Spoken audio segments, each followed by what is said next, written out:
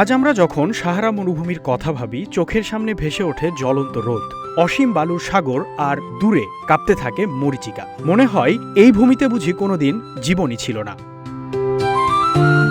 কিন্তু ভাবুন তো, যদি সময়কে উল্টো পথে হাঁটানো যেত প্রায় 10,000 বছর পেছনে, তখনকার দৃশ্যটা একেবারেই অন্যরকম ছিল। যেখানে আজ শুধু বালু উঠছে, সেখানেই ছিল ঝকঝকে হৃদ, ছিল সবুজ ঘাসে ঢাকা মাঠ, বড় বড় গাছের ছায়া আর নানা পশু পাখির কোলাহল। উত্তর আফ্রিকার এই বিস্তীর্ণ অঞ্চল তখন ছিল প্রাণের এক রঙিন ঠিকানা।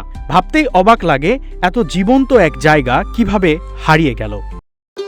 ভবিষ্যৎ হোক নিরাপদ, বিনিয়োগ হোক বিশ্বস্ত, আর আমার পছন্দ সল্ট বে। ওয়েলকাম টু সল্ট বে। আকাশের গল্প বদলে দেয় মাটির গল্প। পৃথিবীর ঘূর্ণন ও কক্ষপথের সামান্য পরিবর্তনে আফ্রিকায় কখনো দীর্ঘ বর্ষা, কখনো তীব্র খরা দেখা দিত। বৃষ্টিময় সেই সময়কে বলা হয় আফ্রিকার হিউমিড পিরিয়ড। এই প্রকৃতির ওঠানামার ভেতরেই সাহারা ধীরে ধীরে শুকিয়ে যেতে শুরু করে। কিন্তু কিছু জায়গায় এই বদলটা যেন অস্বাভাবিক দ্রুত ছিল।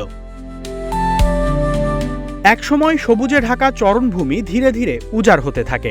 গবাদি পশু ঘাস খেয়ে ফেলায় কমে যায় গাছপালা, বাতাসে কমে যায় আর্দ্রতা, আকাশে মেঘ জমে না, বৃষ্টি দূরে সরে যায়, খালি মাটি সূর্যের আলো ফেরত পাঠিয়ে আরো গরম হয়ে ওঠে। ডেভিড রাইট বলেন, এভাবেই মানুষের কাজ প্রাকৃতিক শুষ্কতাকে আরো বাড়িয়ে দেয়। কিন্তু জেসিকা টিয়ার্নি মনে করেন এটি ছিল প্রকৃতিরই পথ চলা। ইউনিভার্স অব অ্যারাইজনের বিজ্ঞানীর মতে, কক্ষপথের পরিবর্তন আর ধূলিকণার প্রভাবেই জলবায়ু দ্রুত বাড়ছে। মানুষ সেই পরিবর্তনের ফলেই জীবনধারা বদলাতে বাধ্য হয়েছে।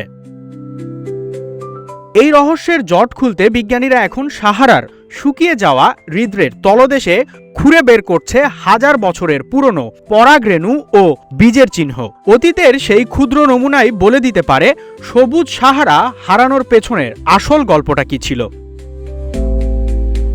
আজকের পৃথিবীতে জলবায়ু পরিবর্তনের বড় কারণ গ্রিনহাউস গ্যাস। তবু সাহারার ইতিহাস আমাদের একটি গুরুত্বপূর্ণ শিক্ষা দেয়, প্রকৃতির সঙ্গে মানুষের সম্পর্ক কখনো একমুখী নয়। আমরা যেমন পরিবেশের উপর নির্ভর করি, তেমনি আমাদের ছোট ছোট কাজও কখনো বদলে দিতে পারে পুরো ভূখণ্ডের ভবিষ্যৎ। সবুজ সাহারাই সেই হারিয়ে যাওয়া গল্প, তাই কেবল একটি অতীতের কাহিনী নয়, এটি ভবিষ্যতের জন্য সতর্কবার্তা।